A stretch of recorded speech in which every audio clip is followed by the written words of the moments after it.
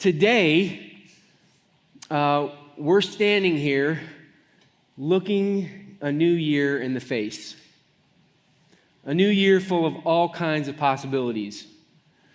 For some of you, that's going to mean a new job. For others, a new child. Some of you, you're going to graduate and start a career, and some of you are going to retire. There's all kinds of stuff that's coming our way. There's all kinds of unforeseen things coming our way. Some of them will thrill your heart. You're going to be ecstatic about what happens. A few of us are going to have our hearts broken. We don't know what it is yet. But the new year brings all of these possibilities, all of these opportunities to dream about. And it is why all of these possibilities exist, that there's been a kind of a habit that people have gotten into over the years called New Year's resolutions. It was first mentioned in 1813 in the newspaper, so people assume that it's been around a little while before it made the newspaper. Although today, that practice of setting, talking, thinking about New Year's resolutions is on the decline. Only 38% of the U.S. population is going to even give that any thought this year.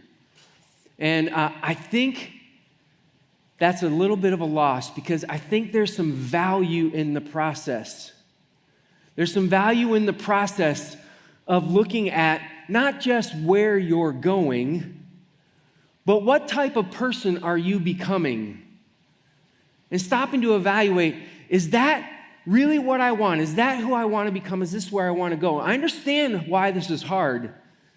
We live in an attention economy right now where people are making a lot of money over their ability to capture your attention and to hold it as long as possible.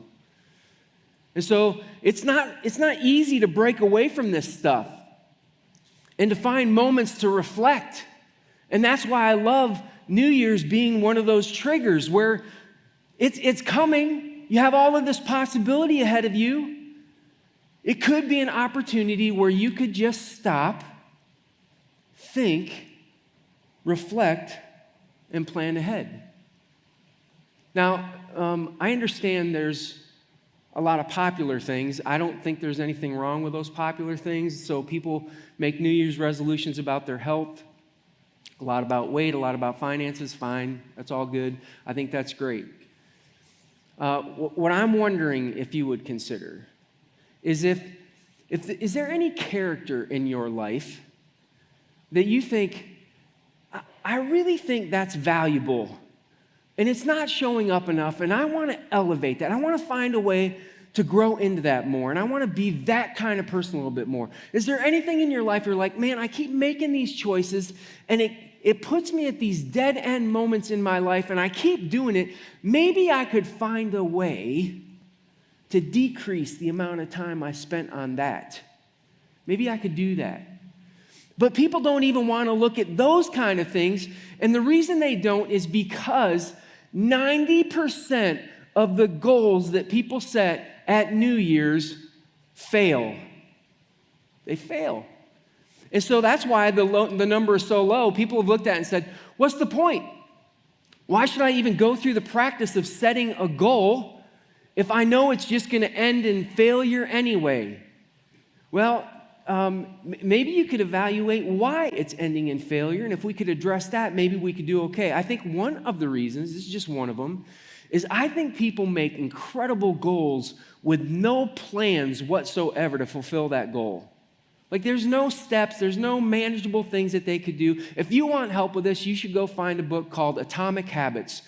It's about small little changes that you could make in your life that result in big changes for your life. The ability to start habits. Let me give you an example in the book. It says sometimes people already have a really good habit in place, and you want to start another habit. He said, why don't you habit stack?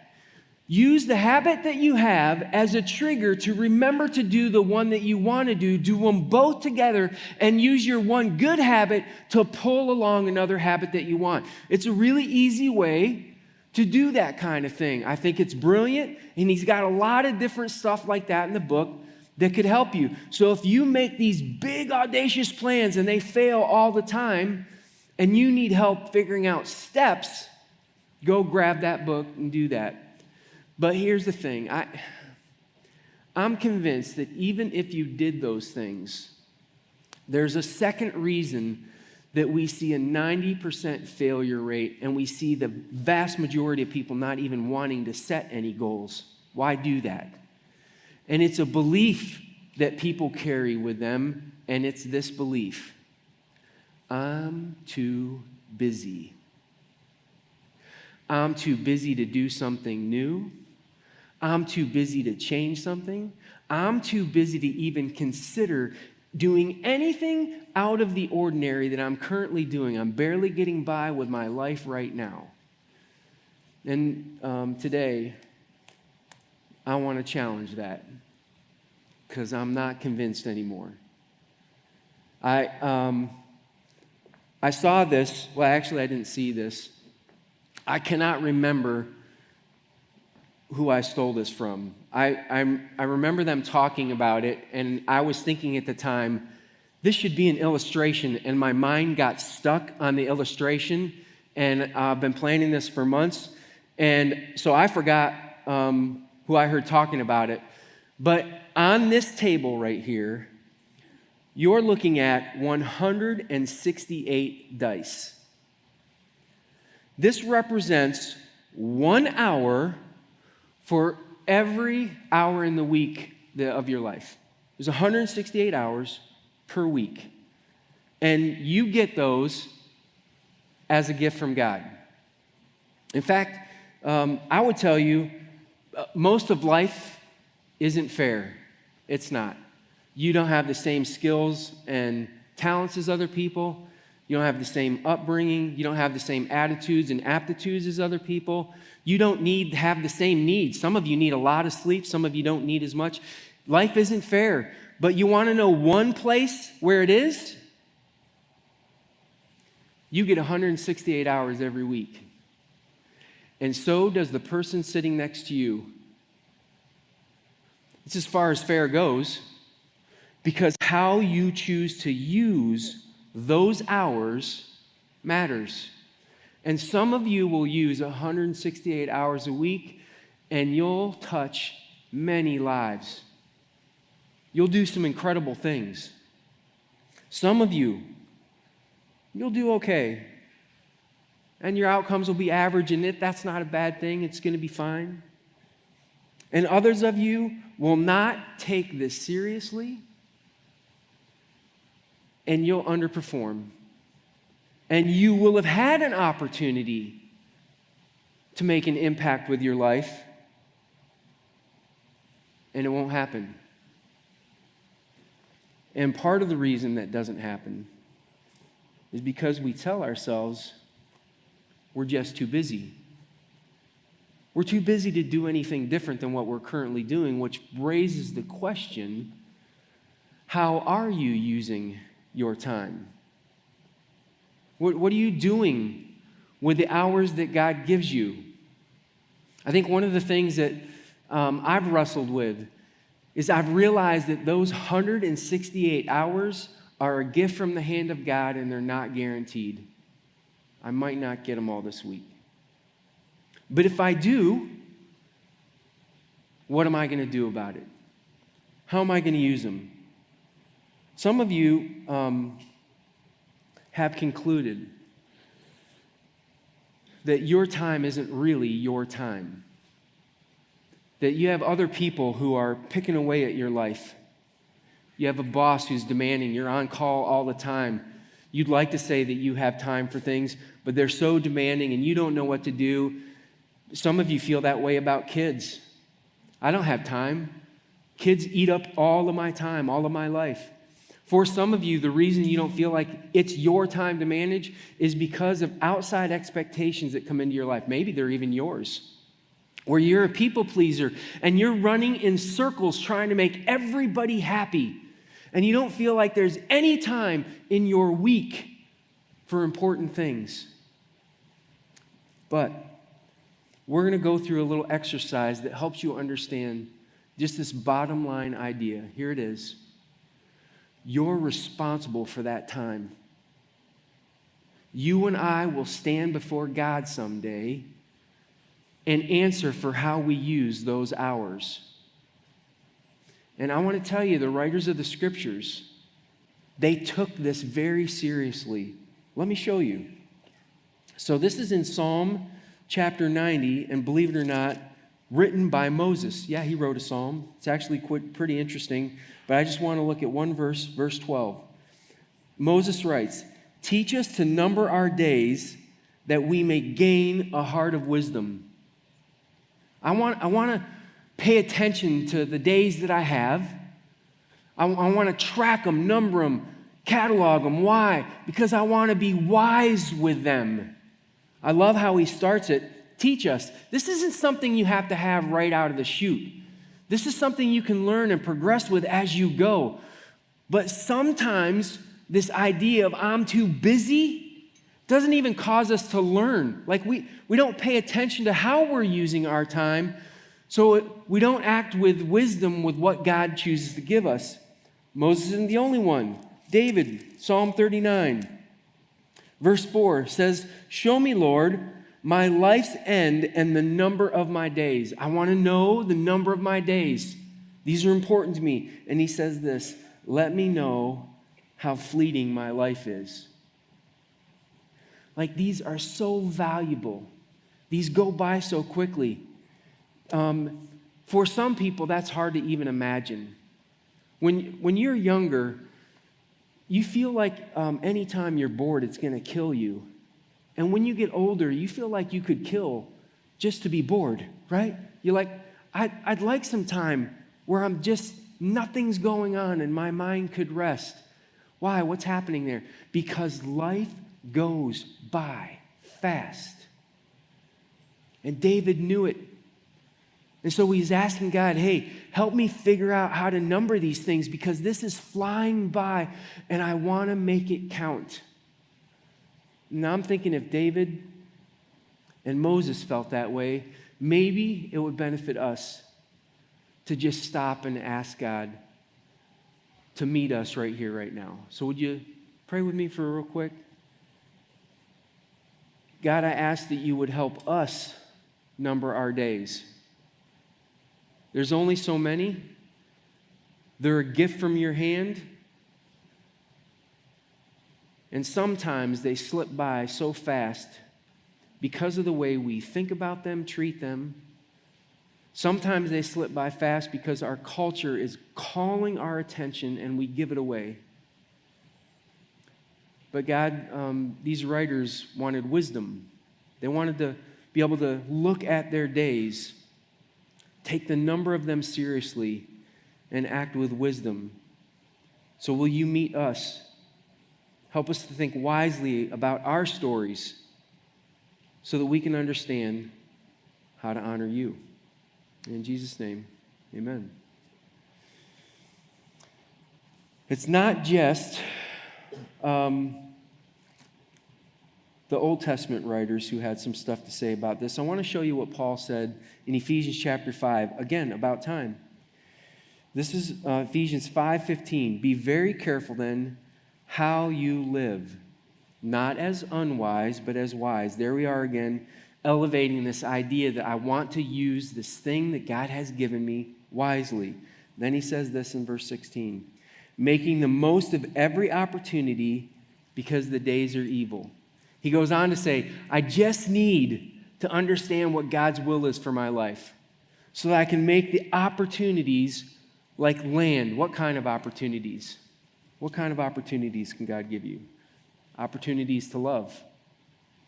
Opportunities to show love to other people. Your opportunity to work. For some of us, we go to work and we treat it like it's just a paycheck, when God had more in mind for you when you would go to work, that there would be something meaningful that you could do in the world. For some of us, it's serving. For some of us, it's honoring God. All kinds of opportunities. And yet, for many of us, if we were honest, we would say we're kind of a victim of time. It just gets taken from us over and over. There's nothing we can do about it. And we miss out on the opportunities that God has for us. So I think that happens because we really do believe we're too busy. So I want to show you something. I did this, and I was surprised. And I'll just tell you this. I'm going to do a general thing. If you want to make it personal and you want to go and practice this, like sit down and do this a little practice with yourself, you're going to find the same thing over and over, okay? Here's 168 hours in a week. There are certain things that you and I have to do this week. Can't get away from that, all right? One of those is sleep. Now, in 1948, people slept an average of 7.9 hours. That was normal. Today, the average is 6.8 hours. Now, I'm not sure that's the best way to get a leg up. I think we were designed by God to have sleep, and if you look at all the research right now, the research says the average person needs 7 to 9 hours of sleep. So the average American doesn't get the kind of sleep that we were designed for, but let's say 8.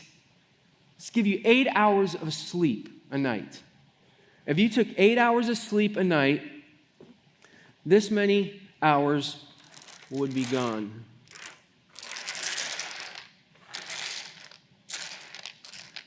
Okay, not bad.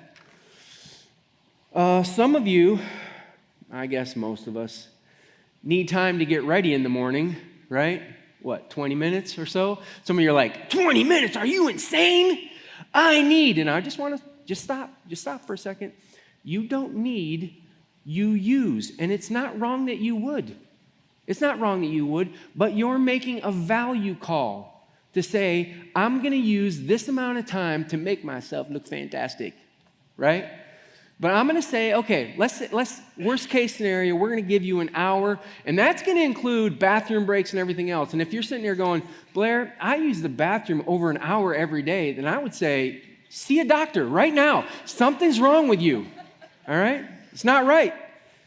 But let's say 7 hours for maintenance. Like you have to go to the bathroom, you have to get yourself dialed up, you have to brush your teeth, all of that. 7 hours, gone, okay? Still looking at quite a bit here. The next thing we're going to talk about, you're not going to like, but I've done my research. We're going to talk about work. Did you know the average American works less than 38 hours a week? Oh, I heard a scoff. Now, some of you are like, yeah, but that's not salary people. The average salaried person works 47 hours a week. 18% of people work 60 hours or more. It's a small minority. And here's what they found. They found that people who think they work a whole lot more than that overestimate because they don't keep track of it. They're so busy, they don't actually keep track of the time they work. And when they finally do, they realize they work less than they thought they did. But just for argument's sake, right? Just for argument's sake, I'm going to say 50 hours. 50 hours of work. So that's going to wipe out all of this right here. That's assuming that you're not doing anything of value with that time, which I don't buy. Like you're doing some good things, right? You hope to be. So you've got 50 hours where you're working, and that work could be really good, helpful, fantastic. All right? So it's getting down there. Got something else. Oh, yeah. I forgot. You got to eat, right? This, I could not believe this. The average American only needs 37 minutes a day to eat. All 3 meals. I was like, come on. I take 15 to 20 minutes to make my own breakfast every day. I was having a hard time buying that, except I come home and I don't do any prep for supper. I just eat what she gives me. And if she's not giving me anything, I'm doing what the rest of you do. I pull something out of the refrigerator and I microwave it and I eat, which is why it's 37 minutes. Apparently, so many people are heating stuff up with a microwave, they're not making meals anymore. So let's get crazy and give you an hour a day, hoping that maybe you would actually talk to your family during that time. And there we have it. These are things that you have to do. Now, there'll be a list of other things that are on your plate. But I want you to understand that right now, there are 48 dice still left on this table. 48. And I don't care how you do it. If you were to come to me and say, Blair, it's not 48. I practice the Sabbath. Take away 24. Now wait. You already slept for part of the Sabbath. You already ate. You already did some of that. Even if you took 14 hours away to do a full Sabbath, there'd still be 34 dice left. And even then, the 14 hours that you used for a Sabbath, you were doing something that would benefit your life. In every case, when you go through this process, what you will find is a chunk of unallotted time. And the question that comes to mind is, what are we doing with it? What are we doing with this amount of time? Now, maybe the one group that I get why you would go, now wait, Blair, just a second. I'm a mom with young kids. They steal every hour of my life. And here's what I can tell you. My wife and I, we had a few kids. We've been through this. Here's a few things that I can give you insight on. Where you're at right now isn't permanent. It's temporary. But if you're not careful and you develop a mindset that says, I'm too busy to actually number my days, you could go a whole lifetime doing that. But your situation changes. And what we found is we could go and do things with our kids. Sometimes those things were healthy, valuable for them to see and do with us so that they got that practice. But it's going to change. And if your thinking doesn't change with it, if you're not constantly reevaluating your day and your time, it could get away from you. And you could go for a long period of time where you think your life has been stolen and it's not. Now, here's what I think happens. I think people who are genuinely have a lot of things going on in their lives, they say things like, I'm too busy.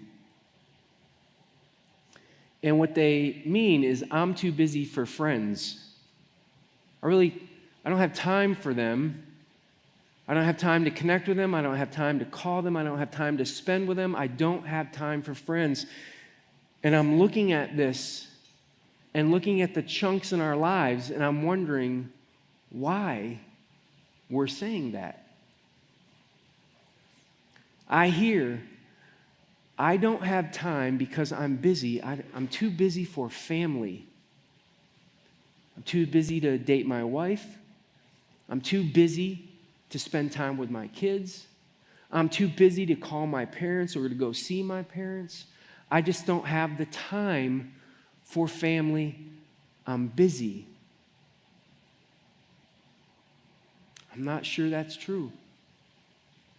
I hear people say, I'm too busy to serve. God has given you gifts, strengths for the sake of other people.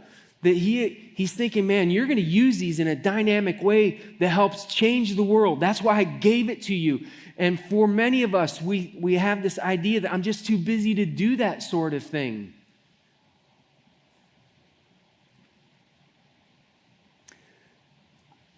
I hear this, I'm too busy for God. I don't have time to be quiet with him. I don't have time to pray. I don't have time for God in my life. And the question I have is, what are we spending this chunk of time on? Because I guarantee you, if you sit down and do this process, you will find some sort of chunk of time. I don't know, where's it going? Netflix, social media, sports? Listen, those aren't bad. Those aren't bad. I watch sports with my kids who aren't with me. They're texting me while it's all going on. Like, we have this thing where we're in a chat together and we're talking about stuff. I value that time with them. I'm not giving that up. But I've thought about it, and it's not just going out the window. Maybe for you, the amount of time you spend on social media absolutely makes sense. Or maybe it doesn't. Maybe it's not the wisest thing that you could be doing. But the question is, where is the time going that God is giving you? Because he's giving you 168 hours a week, and they're not being used up by everything that you think it's being used up by. There's space in your life for you to take on a challenge, to learn a language, to start a new habit that would elevate a character in your life that you value. There's space in your life to go and sit and talk with a friend. There's space in your life for your family. It's there. But if we're not careful, we will convince ourselves that we're too busy for great things, and we'll spend it on good things. There's a lot of good things that you do. But sometimes making a priority is taking that really good thing and setting it aside for the sake of something better. But there has to be an evaluation. So my challenge to you is this. You've got today before a new year starts. Can you find some time just to sit quietly and ask, what do I want from this new year? What kind of person do I want to become? And don't talk yourself out of any of that stuff with this idea that you just don't have the time for it. Decide that you're going to sit down, wrestle your time to the ground, and manage it. Why? Because God has gifted you with something. And as long as it keeps coming week after week as a gift, you'll be responsible for how you use it. And there's a chunk of time that you could use to do some pretty bold things if you're willing. Are you? Let me pray for you.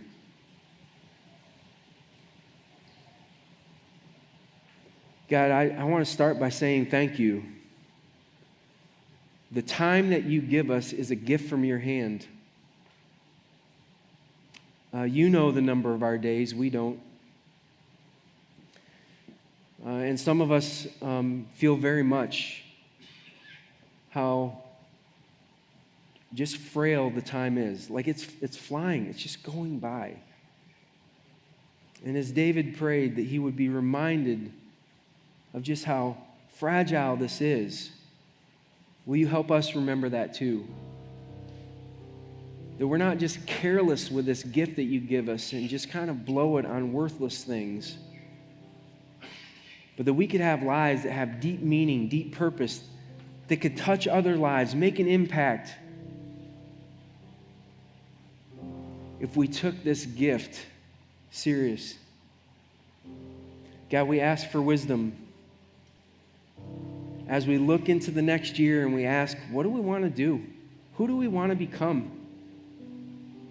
Will you give us the courage to figure out what your will is for us so that we can step into that with courage? God, there's a new year ahead. We can hang the old ones on the wall. It's time to step into this new year. Get us excited about that, about all the possibilities. Make us opportunists like Paul was. He saw this time as an opportunity for his life. It's ours too. Call us up. We love you. Thank you. In Jesus' name, amen.